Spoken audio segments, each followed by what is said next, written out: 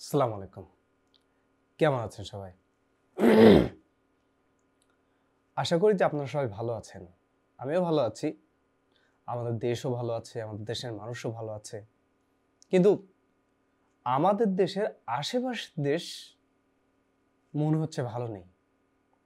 কেন আমি আপনাদেরকে বলবো, তার আগে আপনাদের একটা কাজ করতে হবে সেটা হচ্ছে আমার চ্যানেলটা সাবস্ক্রাইব করতে হবে। আর যারা পেজ থেকে দেখবেন অবশ্যই পেজটা ফলো করবেন। ফলো করে লাইক বাটনে ক্লিক করবেন, লাইক করে দিবেন, একটা কমেন্টস করে দিবেন, তাহলেই হবে। দেখুন, আমি অনেকদিন ধরে একটা জিনিস দেখে আসছিলাম, কথা বলছিলাম না, চুপচাপ ছিলাম। জিনিসটা হচ্ছে, আপনারা সবাই ভালো করেই জানেন যে আমাদের দেশে সরকারের পতন হয়েছে। একটা সরকার ছিল, আওয়ামী লীগ সরকার, তাদের পতন হয়েছে ছাত্র আন্দোলনের মাধ্যমে। তো পতন হওয়ার পর ওই দলের ম্যাক্সিমাম নেতাগোতা সবাই ইন্ডিয়াতে পালিয়ে গেছে এবং ইন্ডিয়ানদের সব থেকে বড় মাথা ব্যথার কারণ হয়ে দাঁড়িয়েছে ডক্টর ইউনূস এবং বাংলাদেশ। তারও একটা কারণ আছে, কারণটা আমি আপনাদেরকে বলছি। ভারতের 7টা অঙ্গরাজ্য আছে যারা কিনা স্বাধীন হতে চায়, যেটাকে আমরা সাধারণত বাঙালিরা 7 সিস্টার হিসেবে চিনি, রাইট? আপনিও চেনেন, আমিও চিনি, আমরা সবাই চিনি। তো ইদানিং কয়েকদিন যাবৎ আমরা কলকাতার বেশ কিছু নিউজ পোর্টাল বা টিভি চ্যানেল বা অনলাইন চ্যানেল আছে সেগুলোকে দেখছি, তারা খুব অ্যাক্টিভ যে বাংলাদেশ দখল করে নেবে, চিটাগং দখল করে নেবে, রংপুর দখল করে নেবে, সিলেট দখল করে নেবে, এবং বাংলাদেশে তারা যুদ্ধ শুরু করবে, তারা বাংলাদেশে হামলা করবে। কিন্তু তারা হয়তো ভুলে গেছে যে বাংলাদেশ একটা স্বাধীন সার্বভৌম দেশ এবং এ দেশ 1971 সালে যুদ্ধের মাধ্যমে স্বাধীন হয়েছে। এবং বাঙালি জাতি এমন একটা জাতি, যেই জাতি কখনো কারো কাছে মাথা নিচু করে না, এবং মাথা নিচু করার মতো জাতি বাঙালি জাতি নয়। এটা হয়তো ভারত ভুলে গিয়েছে। সব থেকে একটা পয়েন্টের কথা বলি, কথাটা হচ্ছে, আমরা যেটাকে ভারত বলি টোটালি ইন্ডিয়ার মধ্যে কলকাতা হচ্ছে একটা অঙ্গরাজ্য।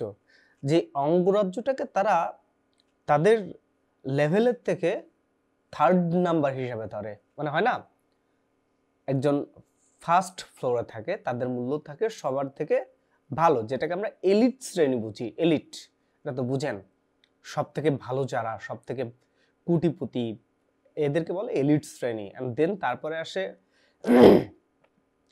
যারা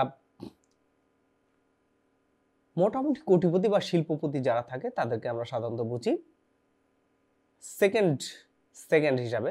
তো সেকেন্ড এলিট বলা হয়।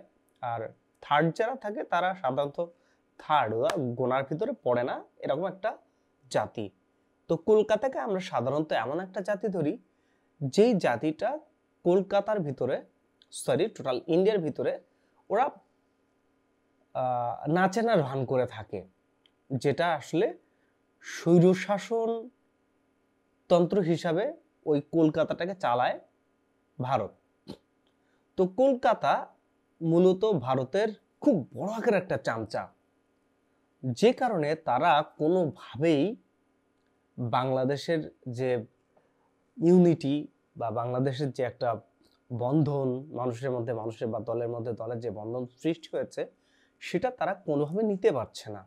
তারা খুব কঠিন একটা সময়ের মধ্যে আছে, কিভাবে এই ঐক্যটাকে তারা ধ্বংস করবে, কিভাবে তারা এই ঐক্যটাকে শেষ করে দিয়ে এই বাংলাদেশকে কিভাবে তাদের অঙ্গরাজ্য বানাবে, কিভাবে তাদের ক্ষমতা বলে চালাবে, কিভাবে তাদের কথায় কান ধরে ওঠাবে এবং বসাবে।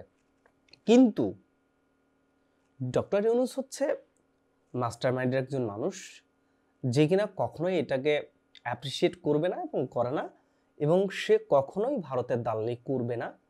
এটা কোয়াইট ইম্পসিবল, একদমই করা পসিবল না। এবং ভারতের এত মাথা ব্যথার কারণ অনেক। দেখেন, বাংলাদেশ কিন্তু কোনোভাবেই বলছে না যে বাংলাদেশ ভারতে যুদ্ধের জন্য প্রস্তুতি নিচ্ছে বা ভারতে আক্রমণ করবে। এটা বাংলাদেশ কখনোই চায় না। বাংলাদেশ ছোট্ট একটা দেশ, শান্তিপূর্ণ দেশ, সবসময় শান্তিতে থাকতে চায়। এখন ইন্ডিয়া খুব লাফালাফি করছে, তার যথেষ্ট কারণ আছে।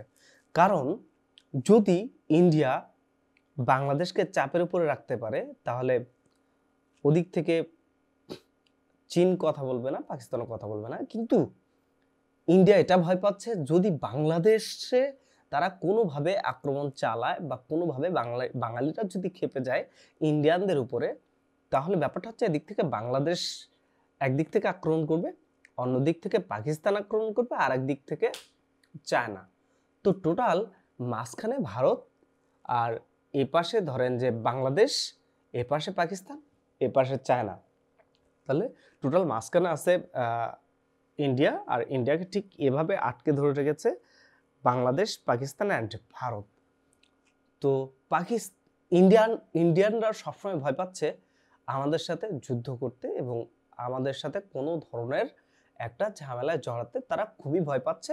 কারণ আমাদের সাথে যদি কোনো ধরনের কোনো বিশৃঙ্খলা সৃষ্টি করে, তাহলে একদিক থেকে পাকিস্তান, অন্য দিক থেকে চায়না, কেউ বসে থাকবে না। এবং এই সুযোগে ভারতের যে 7 সিস্টার আছে, 7টা অঙ্গরাজ্য যারা আছে, তারা চেষ্টা করবে এই সুযোগে স্বাধীন হয়ে যাওয়ার জন্য। টোটাল ইন্ডিয়ার মাথা ব্যথাটা এখানেই যে বাংলাদেশ থেকে কিভাবে ডক্টর ইউনূসকে সরিয়ে তাদের কথা মেনে চলবে এমন কোনো রাজনৈতিক দল বসাতে। কিন্তু সেরকম কোনো রাজনৈতিক দল বাংলাদেশে এখনো তৈরি হয়নি, আর নেই।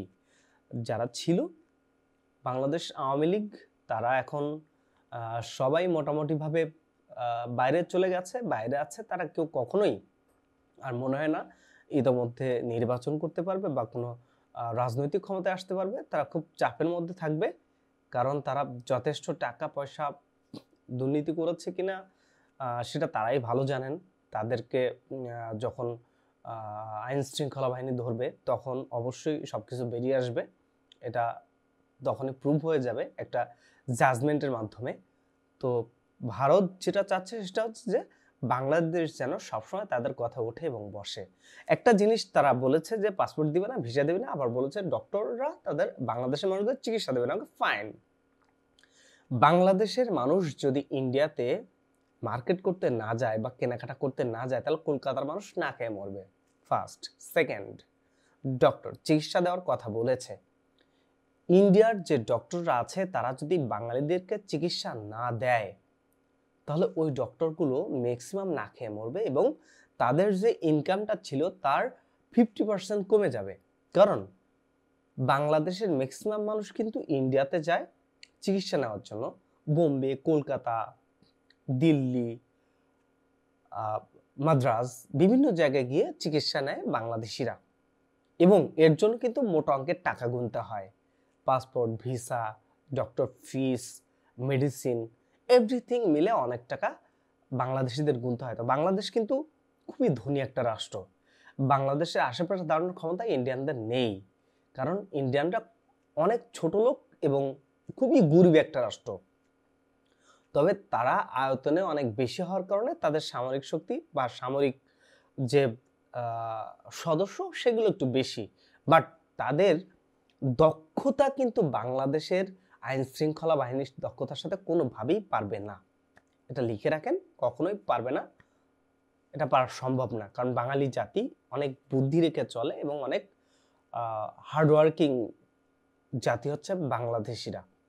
সো বাঙালিদের সাথে পাঙ্গা নিয়ে কোনো লাভ নেই, আর এত নাচানাচি করে নিউজ করে কোনো লাভ নেই। বাংলাদেশের সাথে তোমরা পারবা না, শুধু শুধু তোমরা লাফালাফি করো না, দৌড়ঝাঁপ করো না, তার থেকে বরং শান্ত থাকো, ভালো থাকো, সেটাই তোমাদের জন্য বেস্ট হবে। বাংলাদেশের সাথে লাগতে এসো না, তাতে করে তোমাদের পিছনে আগুন জ্বলে যাবে, তাদের তোমাদের পিছনে আগুন লেগে যাবে, তোমরা সেই আগুনই নেভাতে পারবা না পরে আর। ওদিক থেকে বাংলাদেশ, ওদিক থেকে পাকিস্তান, ওদিক থেকে চায়না, এরপর 7 সিস্টার। বুঝতে পেরেছ? চট্টগ্রাম এবং সিলেট, রংপুর এটা তোমরা কখনোই নিতে পারবা না। এই আশা করে ঘুম কামাই করো না। সো তোমাদেরকে বলি, ভালো হয়ে যাও, ভালো থাকো, আমাদের বেশি কথা বলতে বাধ্য করো না, ঠিক আছে? এতটুকু বললাম। তো যারা ভিডিওটা দেখেছেন সবাই লাইক, কমেন্টস এবং শেয়ার করে আমার পাশে থাকবেন, যাতে করে এমন আরো ভিডিও তৈরি করতে পারি। আর হ্যাঁ, যাওয়ার আগে আরো একটা কথা বলে যাই, কখনো কোনোদিন ইন্ডিয়ানদের ভয় পাবেন না, ভয় পাওয়ার কিচ্ছু নেই।